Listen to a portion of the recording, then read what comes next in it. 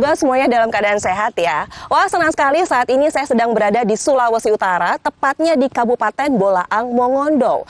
Nah, daerah ini terkenal akan komoditasnya, mulai dari wisata, pertanian juga perkebunan, dan juga pertambangannya. Dan nanti saya juga akan berbincang-bincang dengan PJ Bupati setempat, Bapak Limi Mokodompit.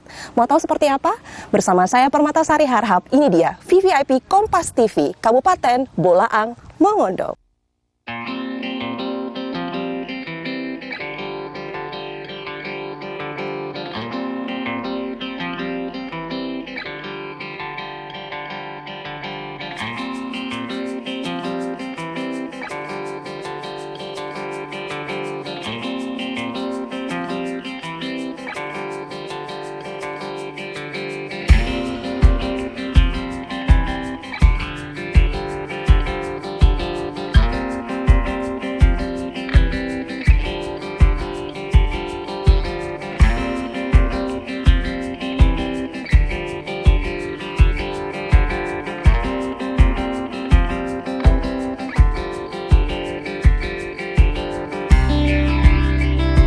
Sehat? Sehat, alhamdulillah. Oh, segar sekali Bapak. Senang sekali pemirsa. Saat ini saya sudah bersama dengan Bapak Limi Mokodompit selaku PJ Bupati Bolaang Mongondo. Pak Limi, sehat Pak? Alhamdulillah. Nah, ini pertama kali saya datang ke sini. Pertama kali Ai datang ke Bolaang Mongondo dengan perjalanan yang cukup jauh. Luar biasa. Jakarta, Manado, dan sekarang sampai di Bolaang Mongondo. Boleh nggak Pak ceritakan sendiri? Kan ini pertama kali saya datang ke sini, saya pengen tahu dong Pak tentang suku dan juga budaya Bolmong ini seperti apa sih? Ya, jadi Bolaang Mongondo ini kan awalnya dari 4 Swapraja ya, merupakan daerah kerajaan. Lantas kemudian saat ini kita sudah memiliki 5 kabupaten kota. Baik. Pemekaran dari Kabupaten Bolaang Mongondo Induk. Dan alhamdulillah saat ini Kabupaten Bolaang Mongondo Induk sebagai induk daripada pemekaran keempat. Yang tadi Swapraja tadi, ada Bolsel, ada Boltim, ada Bolmong Utara, ada Kota-Kota Mogu, dan Bolmong Induk sebagai pusat pemekaran awalnya ya, Kabupaten Induk. Nah, tentu keragaman budaya, suku, agama yang ada di Bolaang Mongondo itu udah berkembang dari dahulu kala. Nenek moyang kita dahulu kala sudah hidup berdampingan secara damai dan sampai hari ini terpelihara dengan baik. Dan itu satu bukti bahwa bisa dilihat saat ini kan Bolaang Mongondo aman, damai. Apalagi Bapak Gubernur kita ini Bapak pluralisme, Sulawesi Utara. Dan ini adalah suatu kebanggaan bagi kami rakyat Sulawesi Utara, terutama Kabupaten Bolaang Mongondo. Saya kira itu yang merupakan sejarah awal bagaimana Kabupaten Bolaang Mongondo melahirkan kabupaten kota dari 5 kabupaten kota. Baik, dan ini juga menarik sepanjang perjalanan gitu ya. Tadi Bapak juga mengatakan hidup damai berdampingan. Sepanjang jalan saya juga melihat dengan perkembangan zaman sudah pasti dong banyak beragam yang hadir di sini gitu ya. Suku, budaya, agama. Sepanjang jalan saya melihat ini ada gereja, ini masjid dan lain-lain. Mereka hidup berdampingan. Sebenarnya ada cerita khususnya sih Pak untuk itu? Iya, jadi yang seperti saya katakan tadi bahwa memang nenek moyang kita dulu kan secara kultural ya mereka hidup dalam satu komunitas ya, dan secara berdampingan terjadi crossbreed, terjadi transformasi budaya, kawin keluarga, sehingga hari ini kita tidak bisa bedakan si A, si B, suku mana, agama mana, karena kita hidup dalam sebuah komunitas yang terjaga secara adatnya, sehingga tidak heran bahwa ada rakyat Bolaang Mongondo, suku asli Bolaang Mongondo, Kristiani, ada Muslim, dan itu hidup berdampingan. Daerah Pasti Timur kita lihat, daerah Dumoga di Pusian sana, luar biasa. Dan sampai hari ini kerukunan itulah, perbedaan itulah yang membuat rekat masyarakat itu semakin kuat. Dan sampai hari ini kita aman-aman aja. Damai-damai aja. Damai-damai aja. Nggak pernah ada masalah apa-apa. Tidak ada masalah apapun. Oke. Nah, tapi dengan masyarakat yang damai, lalu juga ya tetap rukun-rukun aja, pasti juga ada dong dari pemerintah kabupaten, gitu ya, dari Pemkab Bolang Mongondo ini memberikan pelayanan seperti apa sih untuk masyarakatnya? Gitu loh, pelayanan dari Pemkabnya seperti apa? Ya, Ada program khusus nggak?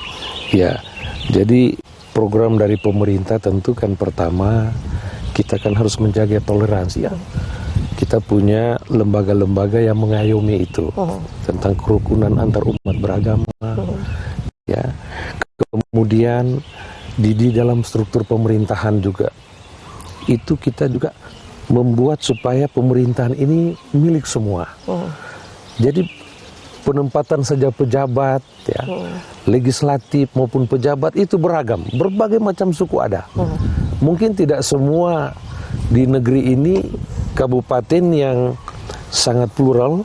Di DPR ada suku Bugis, ada suku Jawa, ada Minahasa, ada Gorontalo, Sangir Talaut. Mungkin cuma ada di sini kali ya, yang beragam seperti itu ya. Bolang Mongondo padahal daerah Suapraja, Ya. tetapi di pemerintahan, di legislatif itu beragam. Ya. Ya. Kemudian masyarakat hidup dalam konteks ekonomi juga semua diberikan ruang yang sama, sehingga dari situlah barangkali yang membuat sehingga daerah kita ini sampai hari ini aman-aman saja, berjalan baik. Saya kira itu. Kalau pelayanan, saya sempat membaca mengenai pelayanan yang diberikan oleh Pemkab adalah pelayanan satu atap. Ya. Atau mungkin ada pelayanan lainnya yang mungkin saya belum tahu Pak di sini. Ya, pelayanan satu atap ini kan tentang perizinan, pelayanan tentang KTP misalkan ya. Semua pelayanan yang berkaitan dengan kebutuhan akan masyarakat, ya semua sekarang melalui dinas perizinan ya, satu atap. Nah, di mana di dalam kita kan sudah berbasis SPB elektronik semua. Ya. Jadi segala sesuatunya kan sudah terkoneksi, sudah tersistem. Ya. Jadi apa saja yang kita perlukan semua bisa diperoleh dengan lebih mudah karena sudah lebih mudah terdata semuanya. Sudah terdata semua. Ya. Apakah itu perizinan jenis usaha, apakah itu menyangkut kartu keluarga, mau nikah, mau apa saja. Saat ini tidak lagi sulit seperti dulu. Semua dilayani melalui dinas itu, pelayanan dinas perizinan satu atap. Jadi nggak kayak dulu lagi ya, kalau mau izin apa segala mesti nyari datanya susah, sekarang udah gampang. Semua sudah elektronik, sudah digital semuanya. Oke, baiklah. Sepertinya menarik ya kalau kita akan bahas lebih dalam lagi terkait Kabupaten Bolang Mongondo. Kan ini pertama kali saya ke sini. Kalau tadi kita sudah membahas suku budaya, lalu juga bagaimana Pemkab dari Bolmong ini memberikan pelayanan ke masyarakatnya. Saya tertarik untuk melihat infrastruktur dan juga pariwisatanya. Tapi setelah satu ini, jangan kemana-mana, tetaplah bersama kami di VVIP Kabupaten Bolang Mongondo.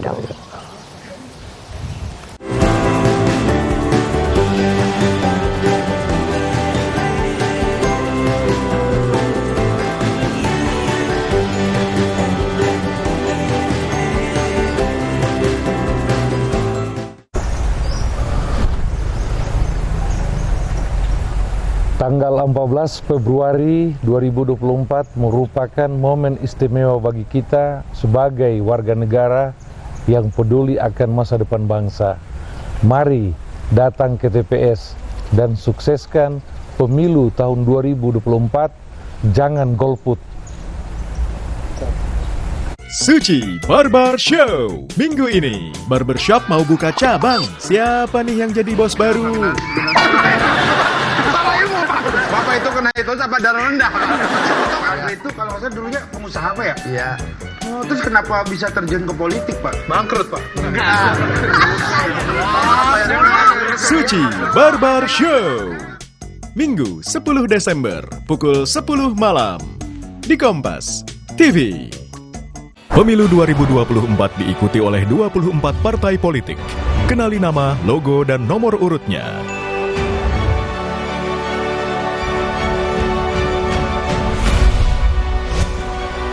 Jadilah bagian dari perhelatan akbar demokrasi negeri ini untuk Indonesia damai sejahtera.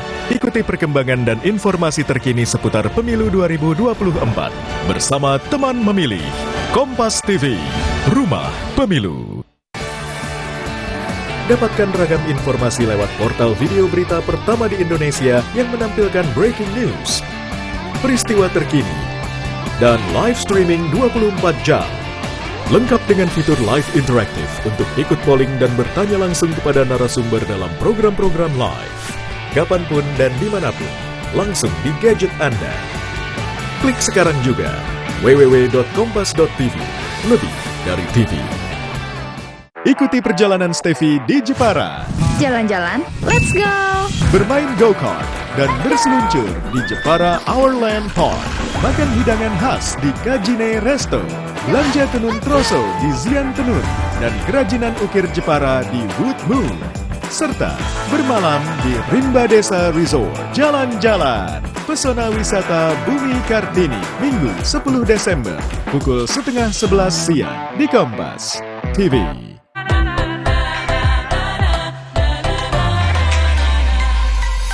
Pesta demokrasi sebentar lagi. Kita akan memilih pemimpin negeri. Pilihlah, cobloslah dengan nurani. Bersama kita majukan negeri. Diam bukan pilihan, cerdas kawan. 5 menit tentukan 5 tahun ke depan. Berbeda pilihan, itu biasa. Tetaplah berpegang, Bhinneka Tunggal Ika.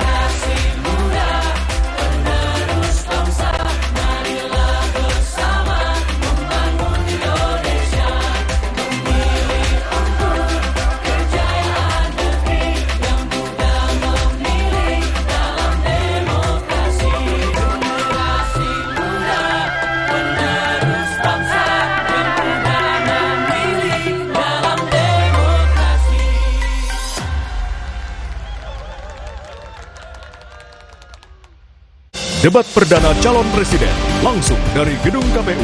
Ketahui visi misi, program kerja dan kompetensi dari para kontestan. Selasa 12 Desember pukul 4:30 sore live di Kompas TV. Rumah Pemilu. Ruhana Kudus, perempuan Minang yang menjadikan tulisan-tulisannya sebagai senjata perjuangan.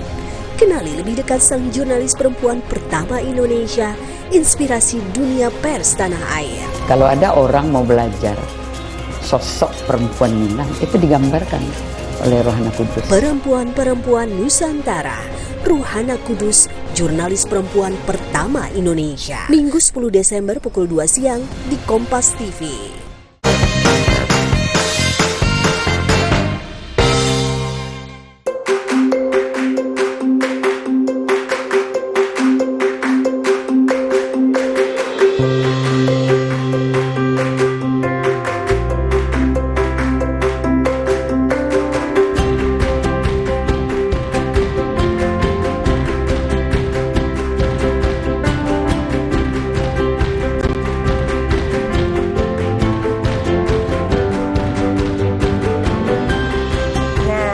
Kita lanjut lagi ngobrol-ngobrol dengan PJ Bupati Bolaang Mongondo, Bapak Linggi Makodompit. Pak, saya sudah ke Bendungan Lolak dan juga melihat bandara. Ini ada pembangunan bandara, dan ini juga menjadi salah satu pembangunan utama di Bolaang Mongondo. Apa sih alasannya?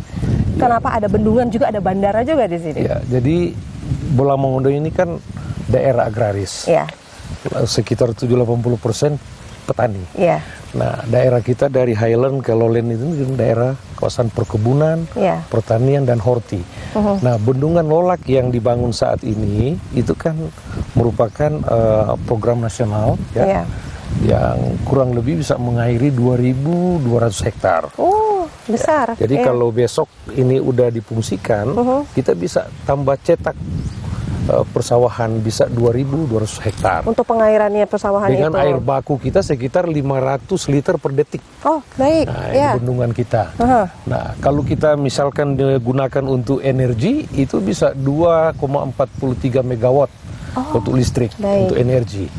Kemudian selain dia punya fungsi untuk percetakan sawah, untuk pertanian, budidaya air tawar, sumber energi, dia juga bisa mereduksi sebesar 12% untuk terjadinya banjir. Oh, Nah, baik. jadi bendungan ini juga sebagai kontrol ya, sehingga kawasan kota kita di wilayah Pantura, Lolak sana, ya mudah-mudahan dengan berfungsinya bendungan ini kita tidak akan ada banjir lagi. Bebas dari banjir. Ya, bebas Secara dari banjir. bertahap akan bebas dari banjir. Oke, kalau bandaranya, kenapa ada bandara di Bolmong ini? Ya, kalau bandara itu kan sudah existing ya. Saat ini ya, runway-nya sudah, terminalnya sedang dibangun. Ya, diperkirakan akhir tahun ini, 2024 tahun depan ya. 2024 tahun depan, mudah-mudahan Desember itu bisa diresmikan.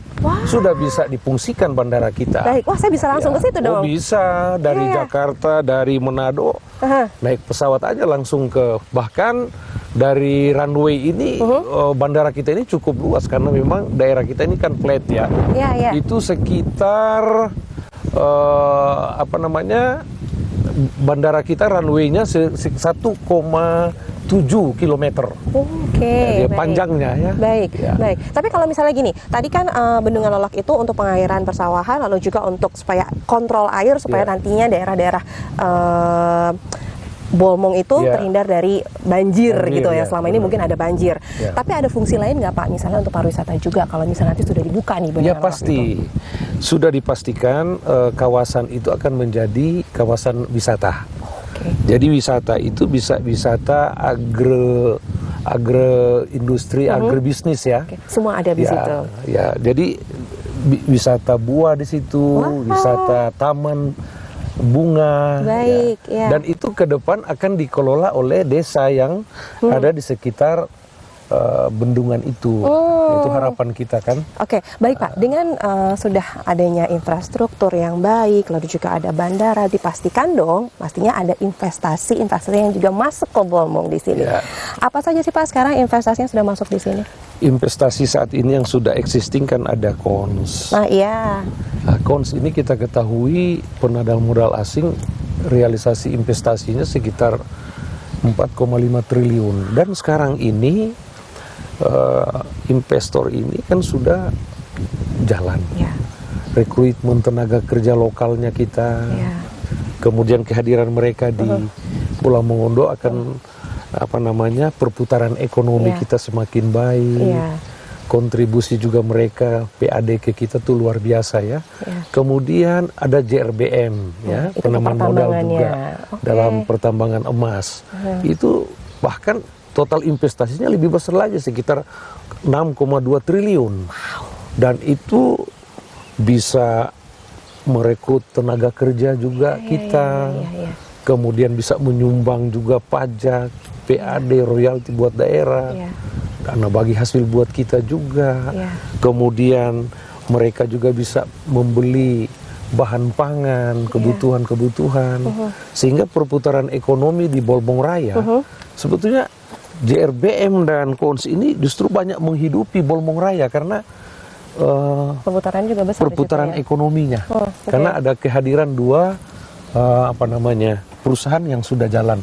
Dan besar juga perusahaannya ya. Apalagi tambah Kimong lagi ke depan. Kimong ini nilai investasi kurang lebih 703 miliar. Ya. Dan ini sementara berproses. Kita doakan dalam waktu dekat dia akan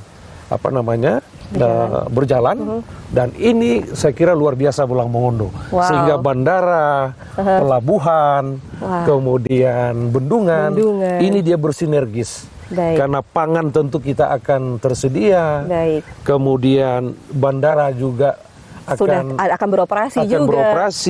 Kemudian bendungan kita akan bisa mencetak sawah, produksi beras kita akan melimpah, dan pelabuhannya kita akan juga bisa pelabuhan sudah pasti, sehingga kedaulatan pangan kita kemudian sektor jasa juga akan muncul dengan sendirinya karena ini transportasi kita. Nah sekarang aja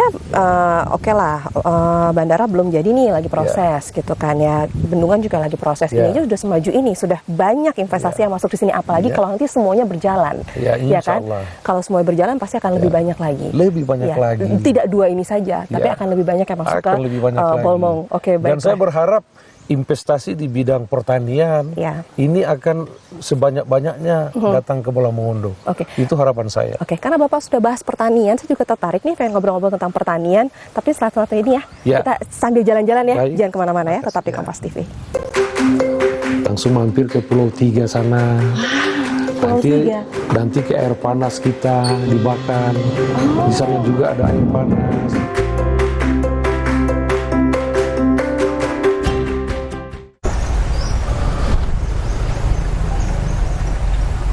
Tanggal 14 Februari 2024 merupakan momen istimewa bagi kita sebagai warga negara yang peduli akan masa depan bangsa.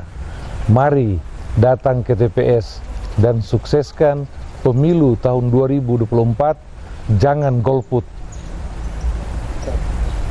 Suci Barber Show. Minggu ini, barbershop mau buka cabang. Siapa nih yang jadi bos baru? Bapak itu kena itu apa darah rendah? Bapak itu kalau nggak salah dulunya pengusaha apa ya? Iya. Oh, terus kenapa bisa terjun ke politik, Pak? Bangkrut, Pak. Enggak. Suci Barber Show. Minggu 10 Desember pukul 10 malam di Kompas TV. Pemilu 2024 diikuti oleh 24 partai politik. Kenali nama, logo, dan nomor urutnya.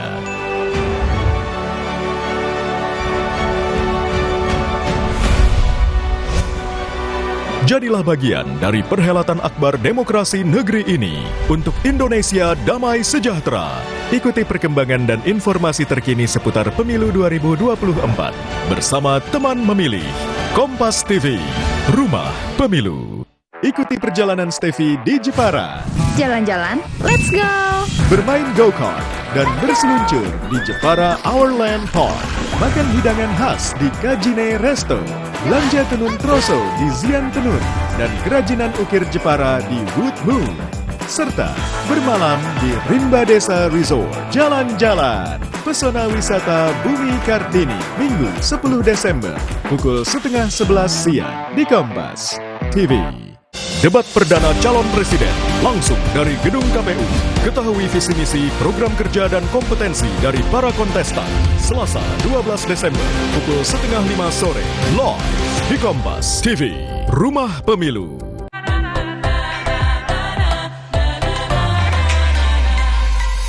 Pesta demokrasi sebentar lagi. Kita akan memilih pemimpin negeri. Pilihlah, coboslah dengan nurani. Bersama kita majukan negeri. Dia bukan pilihan, cerdas sekawak. 5 menit tentukan 5 tahun ke depan. Berbeda pilihan, itu biasa. Tetaplah berpegang, Bhinneka Tunggal Ika.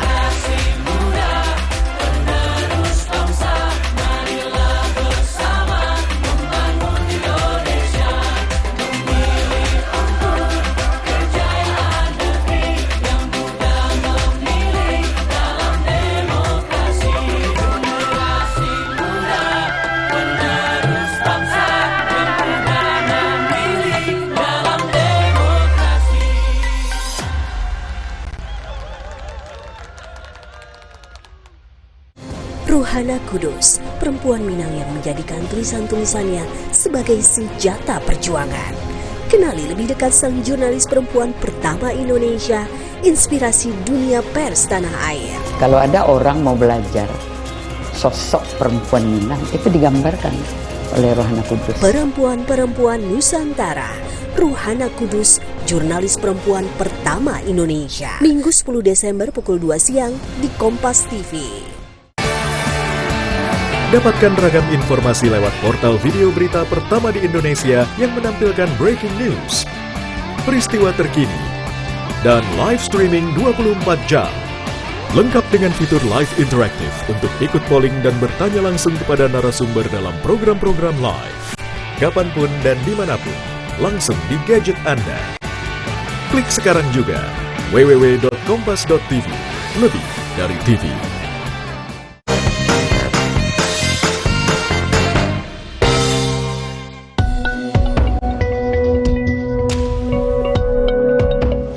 pemirsa, yuk kita berbincang-bincang lagi dengan Bapak Lini Mokodovi selaku PJ Bupati Bolaang Mongondo. Pak, tadi kita sempat ngobrol-ngobrol kan ya terkait infrastruktur, juga bahas ada bendungan Lolak dan lain-lain. Tapi sepertinya kalau Bapak berbicara mengenai bendungan Lolak dengan fungsinya tadi untuk pengairan gitu ya, persawahan, pertanian, sepertinya Bapak punya minat khusus dengan pertanian. Kalau saya baca-baca dari background-nya Bapak ini memang latar pendidikannya adalah pertanian, benar? Ya, benar. Dan Bapak juga lama sekali merantau ke Papua. Benar. Apakah di sana juga menghandle sektor pertanian, Pak?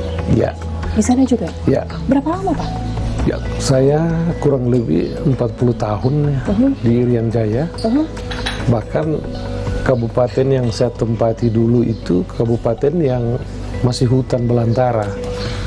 Nah, lantas kemudian mulai kita percetakan sawah, mulai perkenalkan teknik budidaya pertanian, peternakan, perkebunan secara bertahap kan. Artinya daerah sana kan beda dengan kita di sini. Bolaang Mongondo yang sudah maju ya, sudah existing. Oleh karenanya saya katakan bahwa Bolaang Mongondo ini sebenarnya surganya pertanian ya. Nah itu dia, apalagi ketika Bapak merantau kembali ke tanah kelahirannya di Bolmong ini, dan di sini dikenal akan padinya. Iya, karena memang Bolaang Mongondo ini kan existingnya itu dua bendungan yang besar ya, Bendungan Kusinggolan dan Bendungan Toraut yang udah mengairi kurang lebih 80-an ribu hektar sawah yang sudah existing dengan infrastruktur jaringan irigasinya, salurannya, dan ditambah lagi dengan pembangunan Bendungan Lolak. Jadi kita udah punya 3 bendungan. Nah, artinya ini menunjukkan bahwa sudah dipastikan daerah Bolaang Mongondo ini adalah daerah pertanian, daerah agraris. Ya, potensi kita di situ tidak hanya padi, ya, tanaman pangan, jagung, kacang-kacangan, kemudian horti dataran tingginya. Nah, ini semua kalau dikelola dengan baik, itu yang saya lebih katakan ini green gold. Sehingga orang-orang yang senang bertambang ini, yang saat ini banyak menambang, kalau pertanian ini, green gold ini ditambang oleh kita dan dikelola pertanian secara modern, saya yakin orang tidak akan lagi tertarik dengan tambang-tambang emas nih. Orang aja akan ini aja menambang ini, apalagi kalau harga-harga produk pertanian ini bagus. Nah, Pak Bupati rencananya sekarang lagi sedang dalam draft saya untuk membuat Purusda pertanian agar perusahaan daerah supaya perusahaan daerah ini bisa membeli hasil-hasil petani, jagung, kopra, kakao, tanaman-tanaman horti lainnya, dibeli dengan harga tentu yang layak, yang mereka tidak rugilah petani. Kemudian Purusda ini yang pasarkan nanti ke depan. Nah, kemudian perusahaan daerah ini juga tidak hanya membeli hasil-hasil petani, tetapi menyediakan juga sarana produksi buat petani, seperti pupuk, diberikan bantuan juga, fasilitasnya diberikan fasilitas mesin-mesin pertanian. Ya, ini semua kan persoalan pertanian sebetulnya di situ persoalannya. Nah, kalau persoalan ini diselesaikan, menurut saya clear karena infrastruktur sudah ada, ya, bendungan sudah ada, sawah kita sudah ada, lahan sudah ada, teknologi kita udah punya. Sekarang orang bisa akses teknologi dari ini HP, dari handphone aja, dari handphone semua bisa dapat. Browsing udah langsung ada informasi. Tinggal bagaimana penguatan. Nah, tugas pemerintah daerah tidak hanya menunggu subsidi dari APBN, tapi bagaimana sumber-sumber yang daerah miliki kita gunakan dalam rangka penguatan tadi. Kalau sektor ekonomi yang bertumpu pada sektor pertanian kita dorong, maka saya yakin perputaran ekonomi ini akan jauh lebih baik. Baik, apalagi juga Bolmong ini dikenal dengan akan sektor pertaniannya, dengan padinya, penghasil padinya yang bagus sekali. Lalu juga ada agenda nasional menjadi lumbung padi di sini, dan ada program Mari Coba Kobong di sini. Mari Coba Kobong. Nah, ini programnya Pak Gubernur. Mari Bakobong dan Bolaang Mongondo itu Igai Mononggoba. Apa itu artinya? Mari Bakobong. Oh, mari Bakobong. Ya, sama, namanya sama. Oh, ya. baik. Jadi ini jauh sebelum apa COVID juga Pak Gubernur udah mari Jo Bakobong. Ya, sudah ada dan program itu. ketika Pak Bupati di Bola Mongondo dilanjutkan dengan IG Monongkoba. Paling tidak menyemangati, memberikan semangat ke petani. Ayo kita bertani lagi, semangat. Ya. Nah, oleh karenanya saya katakan bahwa infrastruktur udah terbangun pertanian, tinggal bagaimana untuk memberikan stimulan-stimulan seperti tadi. Iya. Ya, karena subsidi tidak mungkin dia mengcover semua kebutuhan petani ya. Subsidi juga negara ini terbatas, Mbak. Iya. Dan itu cuma terhadap misalnya pupuk ya. Tapi benih dan sebagainya kan perlu topangan juga dari daerah. Nah, itu yang rencana saya dari perusahaan daerah tadi. Mudah-mudahan ke depan lah kalau Pak Bupati bisa berlanjut, kita akan buat itu. Lebih maju lagi dan lebih mulus lagi semuanya. Lebih mulus lagi karena sudah ada. Karena menurut saya ini sesuatu yang sudah terbangun, tinggal bagaimana memanage lebih baik lagi. Memanage semua. Karena sayang kalau udah bagus karena dia papain kan potensi punya. Ya. Infrastruktur udah punya. Tinggal sebetulnya memberikan penguatan-penguatan saja. Ya. Mungkin boleh ceritakan sedikit lagi Pak untuk hortikulturnya di sini. Pak sudah menyebutkan ada jagung ya, ada kentang juga tanaman-tanaman di sini. Dan memang banyak juga tanaman hortikultura di Bolmong ini. Tanaman horti kita sebagian besar itu dataran tinggi. Baik. Ya, daerah Mobuya, Sinsingon, kemudian Insil. Nah, kawasan itu kan kawasan yang topografinya di ketinggian ya. Dingin loh di Insil itu ya. Sejuk lah, tidak dingin tapi sejuk. Nah, memang itu untuk pengembangan kayak stroberi, kemudian kubis, kentang, ya, wortel. Dan sampai hari ini Bola Mongondo ini salah satu juga sebagai daerah untuk mensuplai sayur mayur dataran tinggi untuk daerah Gorontalo, ke Papua, bahkan ke Makassar. Iya, dari mobil-mobil dari Makassar angkut kentang kami bawa ke sana. Iya. Nah, makanya ke depan juga ini akan bisa mengharap ke HAM industri yang UMKM tadi yang sempat disinggung Mbak tadi. Iya, saya sempat ngobrol-ngobrol sama Bapak soalnya. Saya pikirin gini, kalau mau pulang nanti saya harus mampir UMKM oleh-oleh. Mampir aja di sana. Tinggal milih. Tinggal milih banyak ya. Sambal nenas ada. Nah. Bukan hanya selainya, sambal juga ada. Keripiknya juga ada. Sekarang dari serat daun denas juga bisa dibuat baju. Iya. Wah, kayaknya seru ya kalau sebelum pulang saya harus mampir sama harus oleh-olehnya. Ada. Nanti mampir aja ke sana lihat. Baiklah. Biar sekalian promosikan ke Jakarta ke kita teman-teman sama keluarga di sana.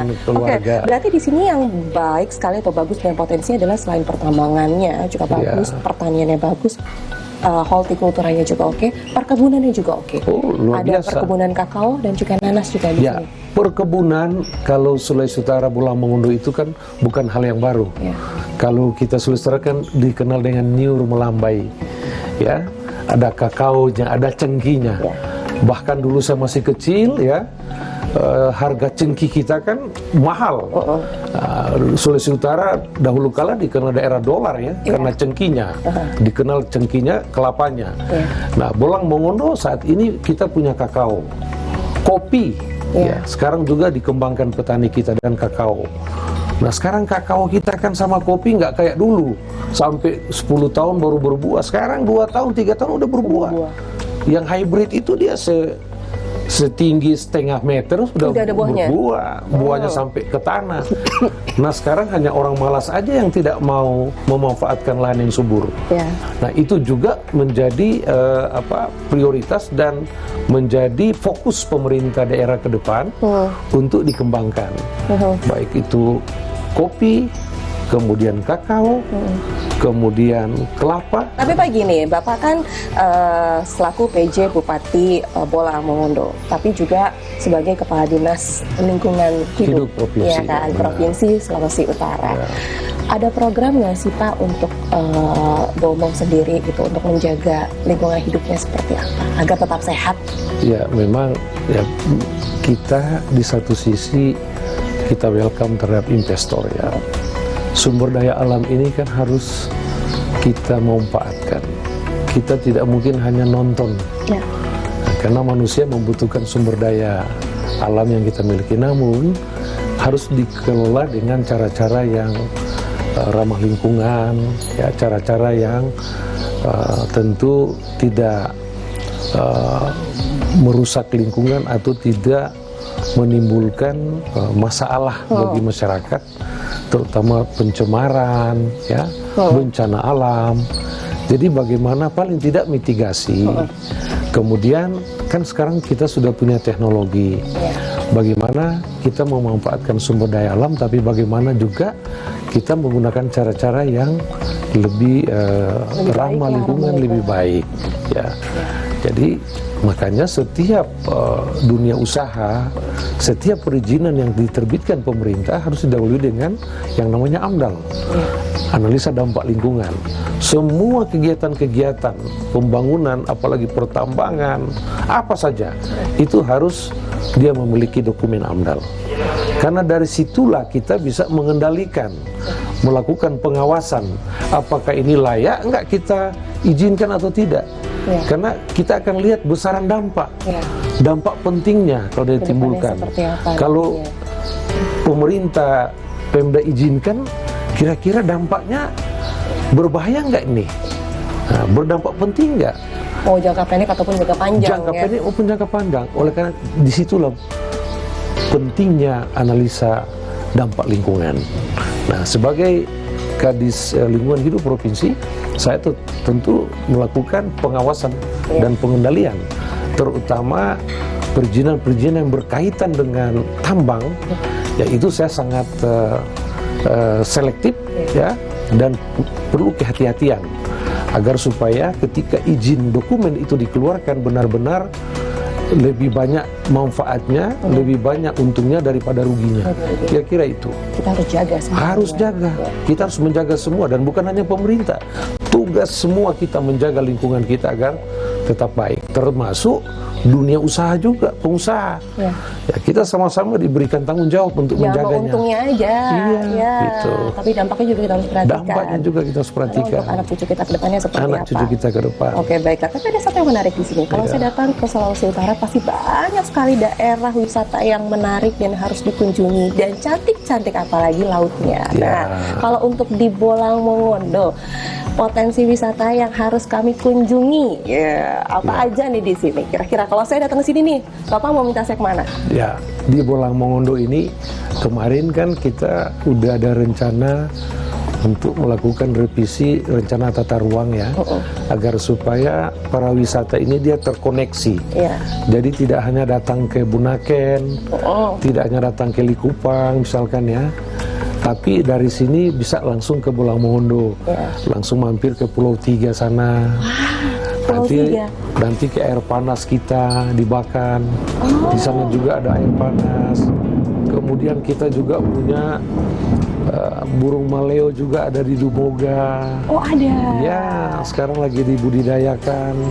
Nah, kita juga punya mangrove juga. Nah, ini sebetulnya sumber-sumber potensi wisata yang belum tereksplor dengan baik. Kalau ini dikelola dan dieksploitasi dengan baik, saya yakin ini akan banyak mengundang para turis wisatawan baik lokal maupun mancanegara. Nah, yang menjadi persoalan sekarang, saya sering mengkampanyekan dan mengajak kalau ada pengusaha di bidang kepariwisataan mau berinvest, itu salah satu bagian tujuan Pak Bupati untuk mempublikasikan wilayah kami ini, bahwa kita punya potensi daerah yang cukup banyak, baik para wisata, pertanian, pertambangan, perkebunan, semua kita punya. Tinggal bagaimana sekarang kita mau kelola dia dengan baik. Saya kira itu. Wah, berarti sebelum pulang yang harus saya lakukan adalah pusat oleh-oleh. Ya dong, pusat oleh-oleh. Beli yang tadi Bapak bilang, ada selain nanas dan lain-lain. Lalu juga kalau bisa kunjungi daerah wisatanya. Ada Pulau Tiga di sini. Pulau jauh Tiga. Nggak jauh. Dekat. Oh, jadi Pulau Tiga itu nanti harus menyeberang lagi ke sana? Ya, nyeberang sebentar saja kok. Oh, sebentar aja? Sebentar aja. Saya harus ke sana berarti sebelum pulang ya, Pak, ya? Bapak bisa nemenin saya ya? Ya, pastilah. Lain kali kita bareng ke sana ya, Pak, ya? Pasti. Oke, baiklah. Jadi kalau misalnya kunjungannya Anda ke Bola Mongondo, pastikan Anda harus hadir gitu atau mengunjungi tempat-tempat yang tadi Bapak sudah katakan tadi, apalagi daerah wisatanya. Dan nanti kalau bendungannya sudah jadi juga bisa langsung ke Bendungan Lolak.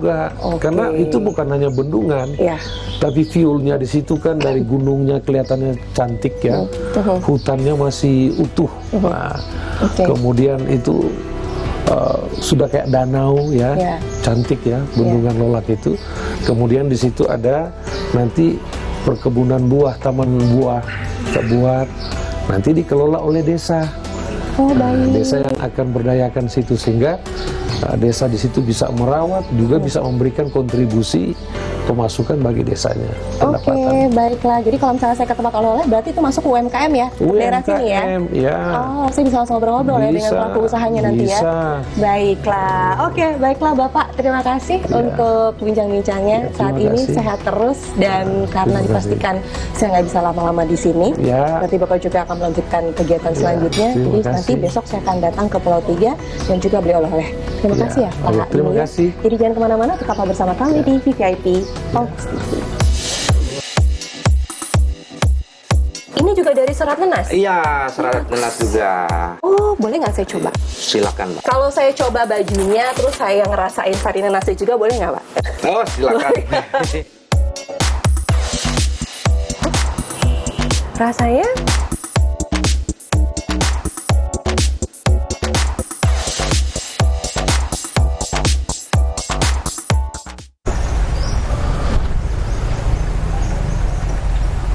Tanggal 14 Februari 2024 merupakan momen istimewa bagi kita sebagai warga negara yang peduli akan masa depan bangsa. Mari datang ke TPS dan sukseskan pemilu tahun 2024. Jangan golput. Dapatkan ragam informasi lewat portal video berita pertama di Indonesia yang menampilkan breaking news, peristiwa terkini, dan live streaming 24 jam. Lengkap dengan fitur live interaktif untuk ikut polling dan bertanya langsung kepada narasumber dalam program-program live. Kapanpun dan dimanapun, langsung di gadget Anda. Klik sekarang juga www.kompas.tv, lebih dari TV. Suci Barber Show. Minggu ini, barbershop mau buka cabang. Siapa nih yang jadi bos baru? Bapak itu kena itu apa darah rendah? Itu kalau saya dulunya pengusaha apa ya? Iya. Oh, terus kenapa bisa terjun ke politik, Pak? Bangkrut, Pak? Enggak. Suci Barber Show. Minggu 10 Desember pukul 10 malam di Kompas TV. Pemilu 2024 diikuti oleh 24 partai politik. Kenali nama, logo, dan nomor urutnya.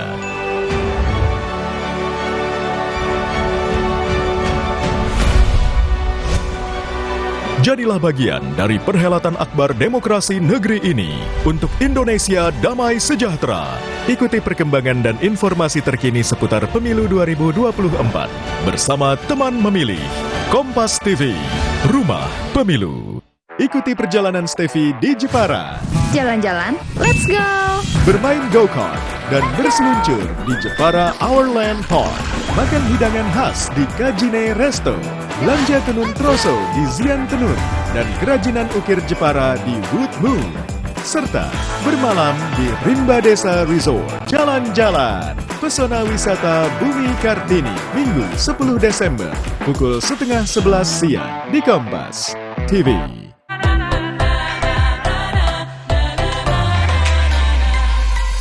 Pesta demokrasi sebentar lagi. Kita akan memilih pemimpin negeri. Pilihlah, cobloslah dengan nurani. Bersama kita majukan negeri. Dia bukan pilihan, cerdas sekawan. 5 menit tentukan 5 tahun ke depan. Berbeda pilihan, itu biasa. Tetaplah berpegang, Bhinneka Tunggal Ika.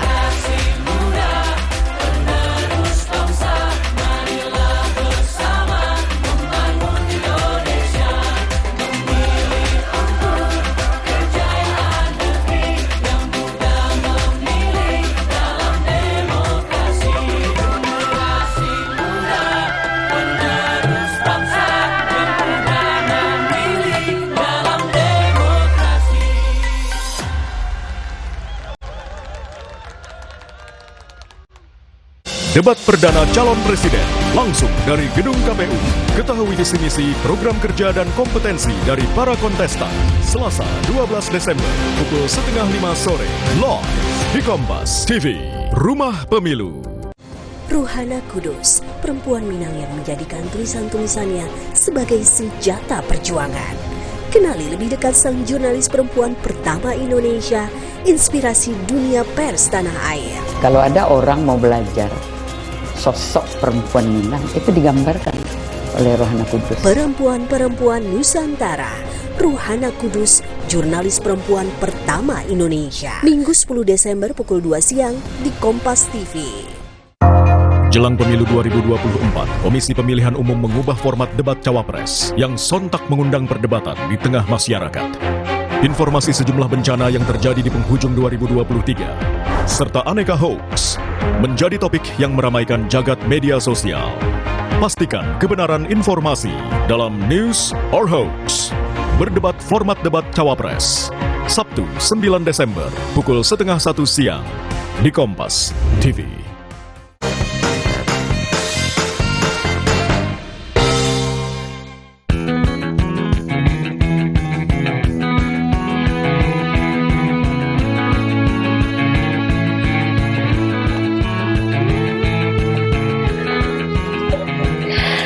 Ini adalah hari terakhir saya di Bromo, rasanya nggak afdol kalau saya pulang tanpa membawa oleh-oleh untuk teman-teman dan juga keluarga di rumah.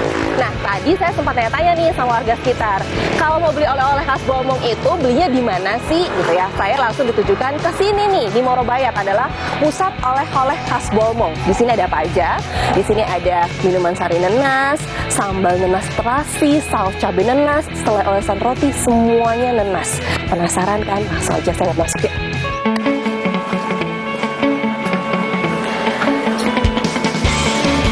Permisi.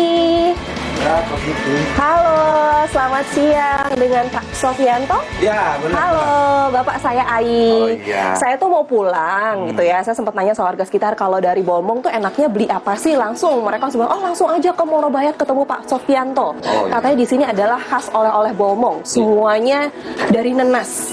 Dan yang menarik ada di luar adalah minuman sari nenas. Itu kayak gimana sih, Pak? Kayak gimana bentuknya? Ini yang tadi yang Mbak mungkin lagi cari ya, yang namanya minuman sari nanas seperti ini ya Mbak.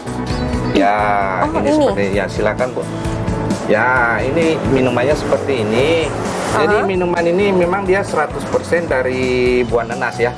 100%, jadi ini murni? Ya, ini 100% buah nanas, kita murni. Kita mengandalkan nanas pilihan. Kita gunakan nanas organik. Dan memang bukan cuma hanya itu aja produk kita. Produk kita memang... Ada apa lagi? Boleh saya taruh sini? Nah, iya, ada apa produk lagi? kita kurang lebih ada 7 varian ya Mbak. Baik. Ini yang varian yang lain ini namanya sambal roa. Ya, sambal nenas ikan roa. Oh, sambal nenas Jadi ikan kita roa. mixing buah nenas itu dengan ikannya.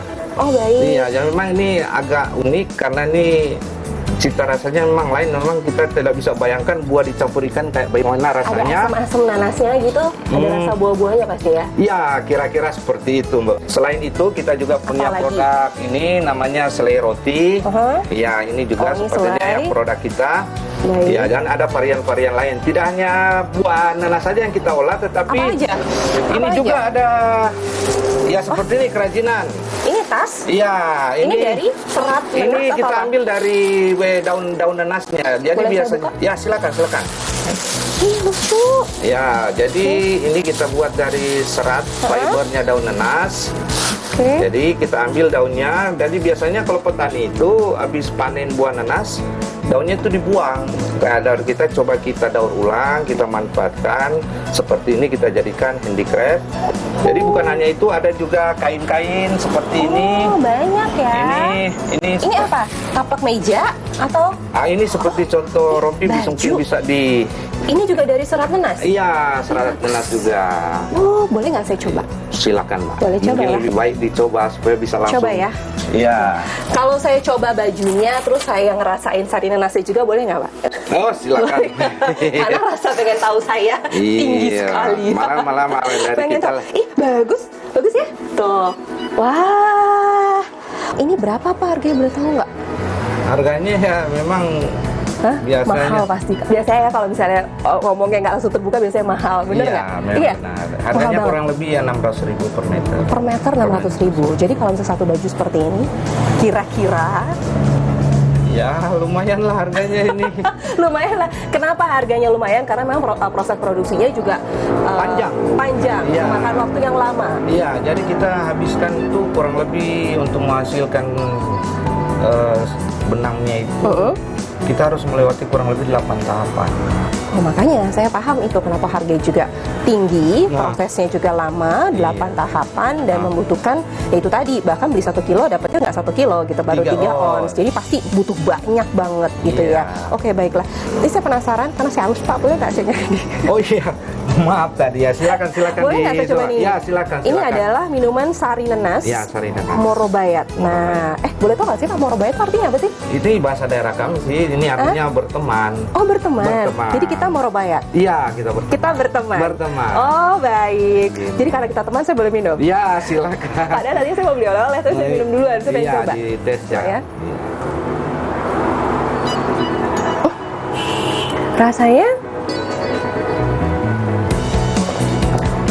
Rasanya ini ya, ada rasa kue-kue gitu, ya.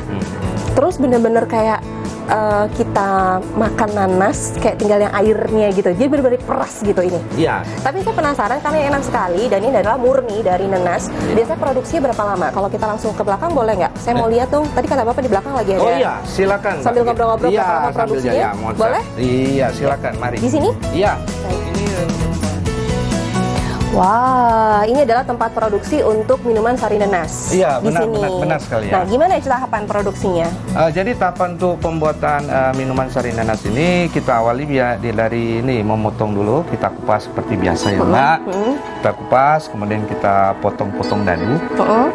Kemudian habis itu yang buah sudah dipotong kita rendam dengan air panas. Oh, jadi direndam dulu. Iya, tujuannya kita dengan rendam dengan air panas itu kita mau keluarkan asam oksalatnya. Oh, baik. Iya, karena memang secara fisiologis tanaman nanas ini kan kandungan asam oksalatnya tinggi. Itu biasanya Mbak kalau makan buah nanas yang terasa gatal di lidah itu asam oksalat. Oh, ada rasa gas-gasnya gitu. Iya, ada gasnya. Jadi kita buang asam oksalatnya. Tujuannya supaya orang yang penderita mah juga bisa konsumsi. Nah, itu tadi gitu. saya sempat mikir gitu kan. Wah, saya kalau minum ini karena kebetulan saya punya mah atau GERD gitu ya. Bahaya nggak? Ternyata nggak juga, di sini aman untuk penderita mah karena memang asam oksalatnya sudah dihilangkan. Sudah dibuang. Oh, iya, makanya perlu direndam dengan air panas. Yang kedua, dengan tujuan merendam air panas, kita juga menjaga kerusakan produk. Iya, karena kalau kadar asamnya tinggi di produk ini, biasanya dalam seminggu ini kalau tidak disimpan di kulkas, dia meledak botolnya. Meledak. Karena ya nanti Dia ada gasnya. gasnya. Kalau ini kita sudah buang, biar kita simpan dalam suhu ruangan, ditaruh di meja tanpa di kulkas, aman. Kita bisa simpan sampai 3-4 bulan ya, Mbak. Oh ya? Lama, iya lama. Oh, jadi kalau saya beli banyak pun juga nggak apa-apa gitu Nggak ya? masalah. Sampai 3 sampai 4 bulan. Sepanjang produk ini tidak kena terbuka. matahari langsung. Oh, baik. Iya, kalau suhu ruangan seperti ini bisa. Aman ya? Iya, jadi ini tahapan terakhir Mbak. Sesudah tadi dipotong dadu, kita masukkan di sini untuk proses blender. Oke. Iya. Ini udah blender berarti ada selesai Sudah blender di ya? blender ya. Oh, baik. Ya. Perlu mungkin saya juga sampaikan ini salah satu bantuan pemerintah juga, Mbak. Nah, itu baru saya mau tanya Pak. Dalam produksi di sini gitu, dalam usaha Bapak di Morobayat ini apa saja bantuan dari pemerintah? Tadi Bapak sudah kasih clue-nya ke saya. Ini merupakan bantuan dari pemerintah? Iya, ini bantuan pemerintah. Salah satu ini juga ada peralatan yang samping ini bantuan pemerintah. Baik. Jadi kurang lebih nilai peralatan mesin yang kita terima itu hampir 30 jutaan. Itu dari pemerintah? Dari pemerintah yang Desember tahun 2022. Coba. Wow, Ya. halus sekali. Iya. Oh, ini karena memang beda dengan blender biasa ya? Iya. Jadi tingkat kehalusannya. Tingkat kehalusannya. Oh, baik. Nah, ini sudah. Habis itu diapain lagi, Bu? Nah, dari Disaring. Iya, kita mau Oh, pindahkan ke situ. Kita mau saring. Berapa lama sih Pak prosesnya untuk buat minuman ini? Untuk jadi untuk satu. Sebenarnya prosesnya tidak lama. Yang proses yang agak memakan waktu itu biasanya di penyaringan. Oh. Penyaringan. Ya, di sini yang agak lama karena ini harus dilakukan manual. Berarti untuk satu kali produksi seperti ini butuh waktu berapa lama untuk bisa dikonsumsi? Ya, kalau sebenarnya tergantung dari buah nanasnya yang kita gunakan ya. Kalau kita gunakan buah nanasnya agak banyak, ya mungkin lebih dari 2 jam. Tapi kalau kita yang ikut pasaran yang normal sekarang, rata-rata 2 jam. Nah, ini kan sudah jadi, sebagian sudah disaring. Ini ada ampasnya nih, gitu Iya. ya. Nah, ampasnya ini digunakan untuk apa?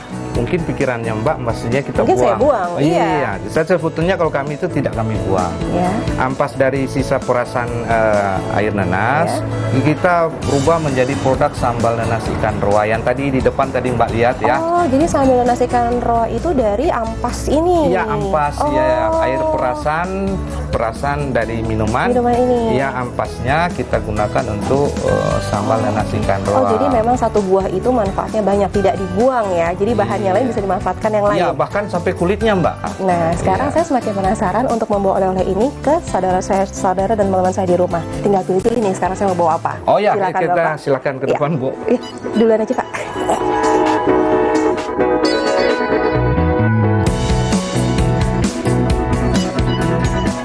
Nah, sekarang saya mau pilih-pilih sambil saya kembalikan ininya, Pak. Takut kebawa pulang. Mahal soalnya. Iya. Jadi saya mau Silakan dipilih saja, minuman Mbak. sari nanasnya. Mau Iya. 5. Mau 5 ya, Mbak? Mau 5. Iya. Terus mau sambal roanya juga 5. Wah. Selai nanasnya 3. 3 ya. Wah. Ini tadi berapa ya, Mbak? 5 ya? 5. Iya, 5. Selai nanas. Berapa, Pak, satunya boleh tahu? Kalau yang minuman ini kita jual harganya 5.000. 5.000-an. Iya. Kalau sambal roanya Sambal roanya 20. 20.000. Iya. Selainya? Selainya sama 20.000. 3 ya, Mbak, ya Iya, selainya ya? 3. Berarti saya transfer aja ya, Pak. Iya, iya. Nomor rekeningnya yang ada di sini ya. Iya. Oke. Tadi 5, dan 3. Sudah ya, Pak? Oh iya, terima kasih ya, Mbak, atas kunjungannya ya. Pak Sofian, terima kasih atas bantuannya dan terima kasih juga udah ngobrol-ngobrol. Sukses terus untuk Murabayatnya. Iya, Semoga terima kasih. apa yang Bapak harapkan segera Iya, terlaksana. amin, Ya. amin, Terima amin, kasih ya, amin. Pak. Iya, sama. Ditunggu kedatangannya ya, Mbak. Baik.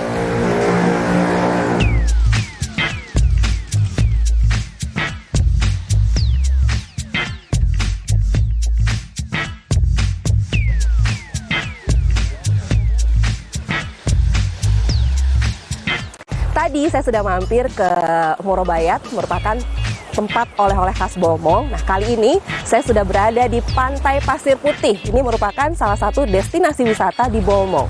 Yang menarik adalah kalau kalian bisa lihat di belakang saya, nih, di sini ada Kepulauan 3, ada 1, 2, 3. Nah, untuk menuju ke sana bisa aja sih, tapi nggak bisa berenang.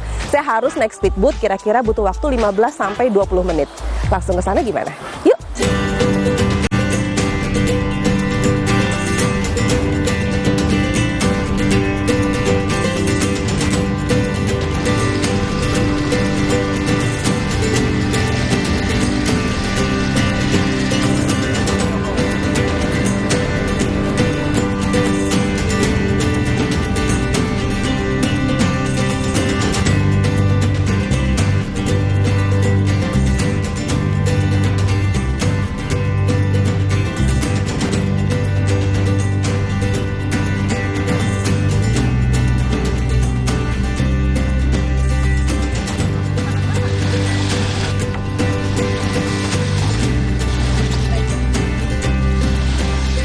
Yeay, saya sudah sampai di Kepulauan 3. Ini merupakan salah satu dari Kepulauan 3. Ini Pulau 1, Pulau 2, dan Pulau 3. Dan benar saja, saya membutuhkan waktu kira-kira tadi 15-20 menit dari Pantai Pasir Putih menuju ke sini. Senang sekali rasanya saya hadir di Bolaang Mongondo ini, apalagi saya sudah berbincang-bincang dengan PJ Bupati, Bapak Lini Nopoko Dompit, terkait bagaimana sih potensi wisata dan juga budaya, infrastruktur dan investasi, pertanian, perkebunan, perhutanan, semua udah kita bahas. Jadi bagi Anda yang lagi hadir nih atau berkunjung ke Sulawesi Utara, jangan lupa untuk ke Bolaang Mongondo. Usai sudah perjalanan saya di sini, akhir kata saya Permatasari harap sampai jumpa di VVIP berikutnya. Dah.